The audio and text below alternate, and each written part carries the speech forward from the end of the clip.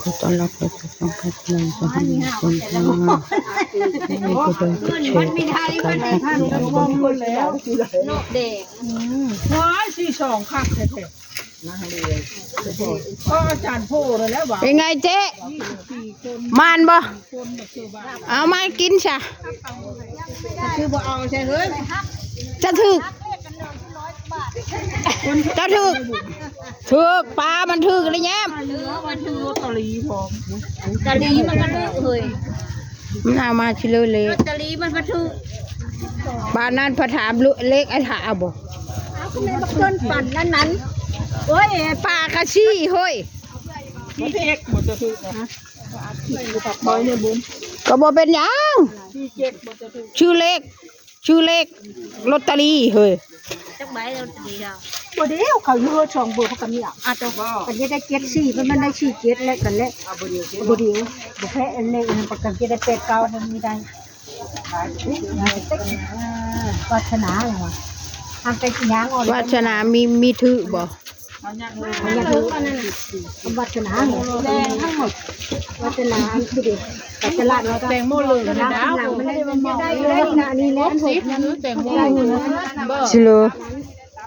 เราต้องเอาจ้ะ กินแล้ว เอาค่อยลืมแล้ว ตะลีก็ถูก อ้วนแต่อีแหละฮ้อนบ่ โอ้ยถ้ามีมาทางก็เลยซื้ออีก นั่นเหรอวัดที่เจอมาหันเป็นยังว่าผู้ภาพอยู่ไหนเจ้า อะไรก็เป็นพี่ชายช่องกันคำเขาลบก็ลบช่องกันพี่มีลบช่องอื่นดอก ไอ้ยืนคือเราดังพูดแล้วสิ โต้ส่วน บ่อโลนะโล คำมีแต่ย่านเถอะย่านละท่ายเอ็ดผัว อันที่มูก็ร้านนั้นนะบุ๋ม กันชื่อลอตเตอรี่วิชื่อใต้ดิน 10 บาท นั่นรอเขาชื่อได้อันนี้นี่มะเขือเทศ เอาไปตำเพิ่ม ยังหวานนี่มันเหลืองอันนี้เป็นสีอันนี้เจ้าที่บนเจ้า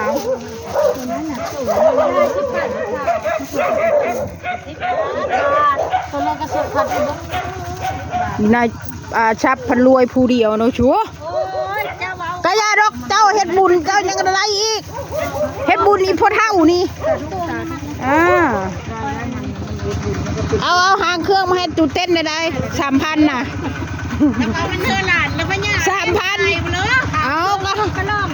ทางเครื่องด้วยจุดเจ้าเต้นไปเพื่อละเอียดเพื่อน้ำค่อยสะ เอากันยามมื้อแรงพุ่นเฮยเนาะ เป็นบดเลยแหละ เป็นบนแล้วไม่ได้พูดอีก เพื่อละเอียด มีแล้วยามมื้อแรงพุ่นได้เฮ็ดแล้วกลางเวรยามมื้อแรงก็เปิดเนาะ ไปฟังความนะลง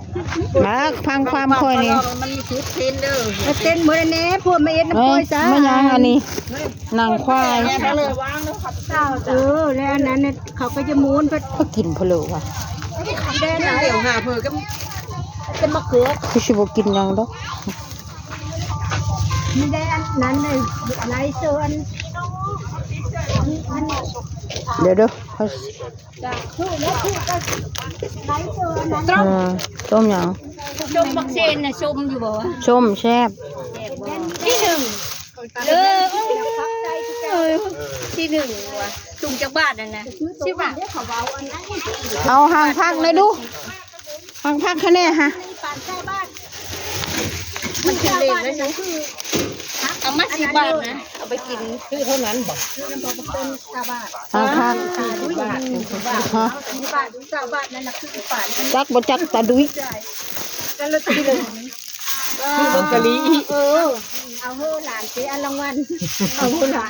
ลานตัวเลิกเอาก็หลานลุยบุ่มมาแล้วหลาน หน่อยจะบาดเอาอะไรลูก 60จ้ะ เอาจักกระดูกอยู่ใส่วะค่อยกินหางพักละมื้อนี้ เจ้าบทเลขบ่ บ่ น่าจะว่าบ่ซื้อการนี้จะบ่ซื้ออันยาก ถึกลอตเตอรี่ก็บ่ถึก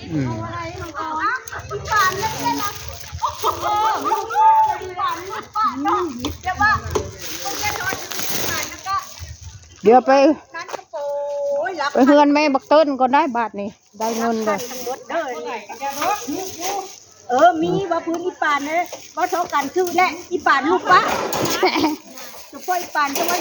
อย่าพานเอาหัวไปไว้แล้วเนาะแต่ว่ามันนั้นมันมีแต่เป็นกดเอาเงิน มันได้เงินอยู่ ดูแล้วเจ้าเลยเขาพูดอะไรนะตาเด้อเขายังมีขนาดนี้โอ้ยเนาะป้าของที่ที่หนึ่ง เอ้ยให้เจ้าที่หนึ่งตลอดแล้วเด้อ number 1